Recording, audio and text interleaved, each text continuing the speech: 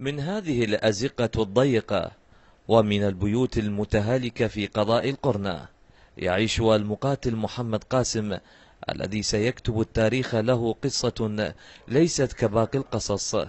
حكايته انتشرت وأصبحت مضربا للشجاعة. تتلخص تلك البطولة بارتدائه زي الدواعش واختراق صفوفهم ليملأ الأرض بجثثهم النتنة. تنكرت بزي داعش اللي هو زي القندهاري، وتلثمت وحملت سلاح وبديت تسللت على بيت بالبداية. لقيت 2 من الدواعش كانوا واقفين بالمكانهم هذا. الدواعش كانوا يشرون علينا رمان ويعالجون علينا رماية وهاي.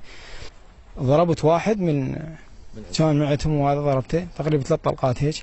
الثاني اللي وراه صرخ الله أكبر، رمى عليه طلقتين. الحمد لله وشكر الله سترني. رميته كان هو يشرد، انهزم، ضربته بظهره وقع. ظليت تقريبا دقيقة هيك نفس المكان اللي أنا بيم الباب.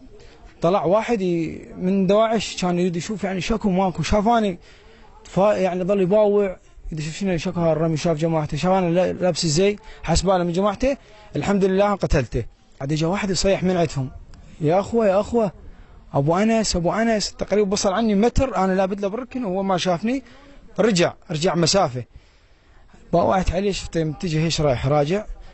ضربته 4 طلقات براسه، وصور موجوده عندي صورته. وبيت مقابل تقدمت عليه كانت حاطين برده بطانيه.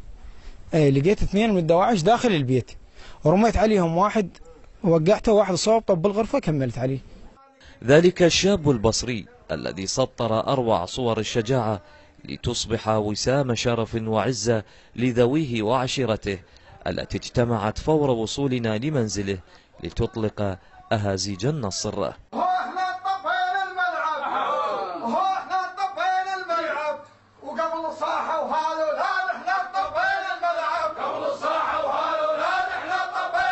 الموقف اللي سواه محمد أنا أفتخر به لأنه من أفراد جهاز مكافحة الإرهاب، وقام بهاي العملية ورفع رأس العشيرة، وأنا مقدمة فداء للوطن. الموقف المتميز لمحمد قاسم المالكي جعله أن يكون يعني محل فخر واعتزاز، سواء لأبناء عشيرته عشيرة بني مالك أو لأهالي البصرة، وإنما لأهالي العراق بشكل عام.